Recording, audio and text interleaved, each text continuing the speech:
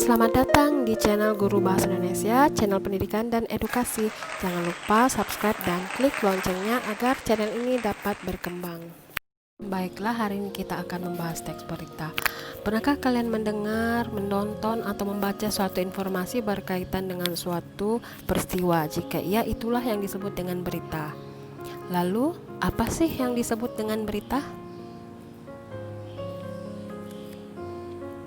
Ya, berita adalah suatu informasi berupa fakta yang disampaikan oleh seseorang baik melalui media cetak atau elektronik dengan bahasa yang singkat, padat, dan jelas.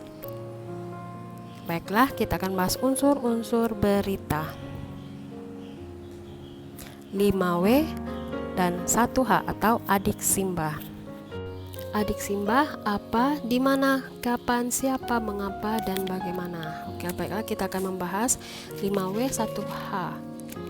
What? Peristiwa apa yang terjadi? Misalnya, tersebarnya virus corona di Kutai Barat. Who? Siapa yang mengalami peristiwa ini? Misalnya masyarakat Kutai Barat yang terinfeksi. Where? Di mana peristiwa ini terjadi? Misalnya di Kutai Barat. When? Kapan peristiwa ini terjadi? Misalnya awal bulan Februari tahun 2020. Why? Kenapa peristiwa ini bisa terjadi? Misalnya karena pola hidup masyarakat yang tidak sehat dan tidak menjaga kebersihan. How? Bagaimana terjadi prosesnya peristiwa ini? Ya, dengan masyarakat yang tidak sadar dengan pola hidup sehat. Baiklah, kita masuk di struktur dan unsur-unsur kebahasan teks berita. Struktur teks berita. Struktur teks berita merupakan pakem piramida terbalik, yang artinya yang paling atas yang terpenting hingga yang paling bawah tidak penting. Yang pertama, judul berita. Judul berita mencirikan mengenai judul apa yang diangkat. Yang kedua, teras berita. Teras merupakan bagian yang paling penting, disebut kepala berita berisi pokok-pokok dari adik simbah.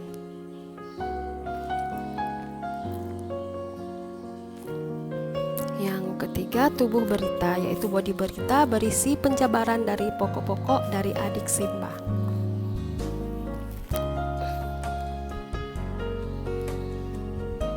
Baiklah, yang terakhir, sedangkan bagian bawah adalah bagian leg, yaitu kaki berita, yang merupakan tidak kurang penting. Baiklah, kita masuk di unsur-unsur kebahasan teks berita.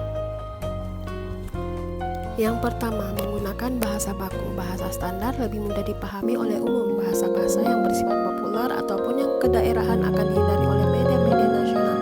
Contohnya, wisatawan, masyarakat, kualitas. Yang kedua, menggunakan kalimat langsung. Kalimat langsung ditandai oleh tanda petik ganda dan disertai keterangan penyertanya.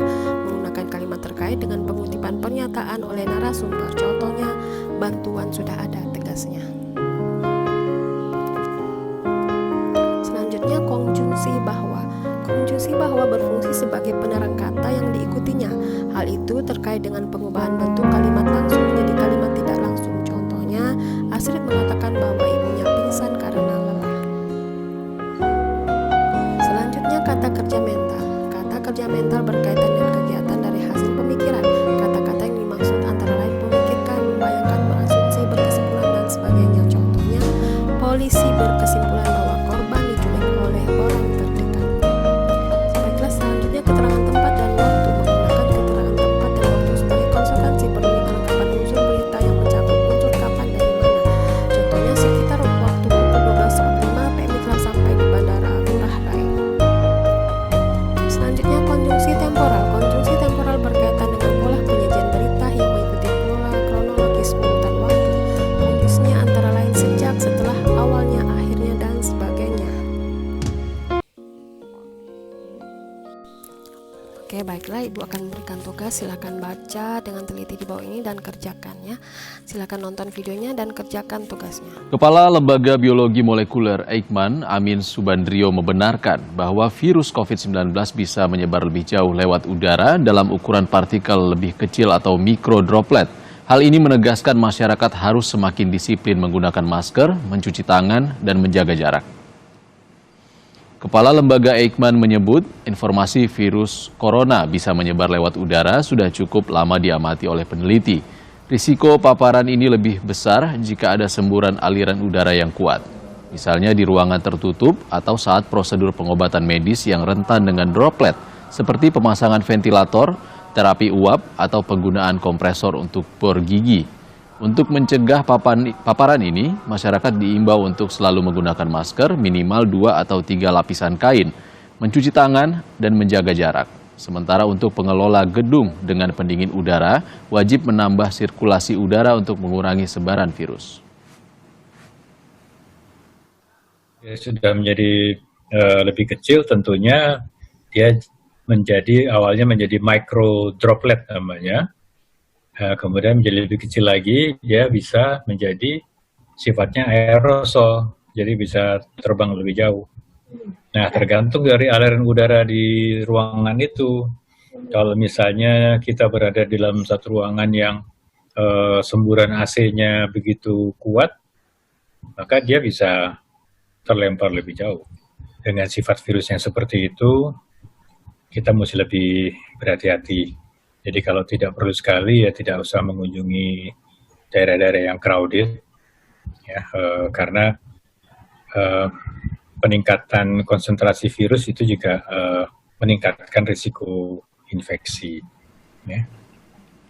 Sementara itu, menurut Senior Advisor to Director General and Gender and Youth WHO, Diah Saminarsih, dalam program Sapa Malam sebelumnya mengatakan pihaknya menemukan kian banyak bukti mengarah pada airborne transmission.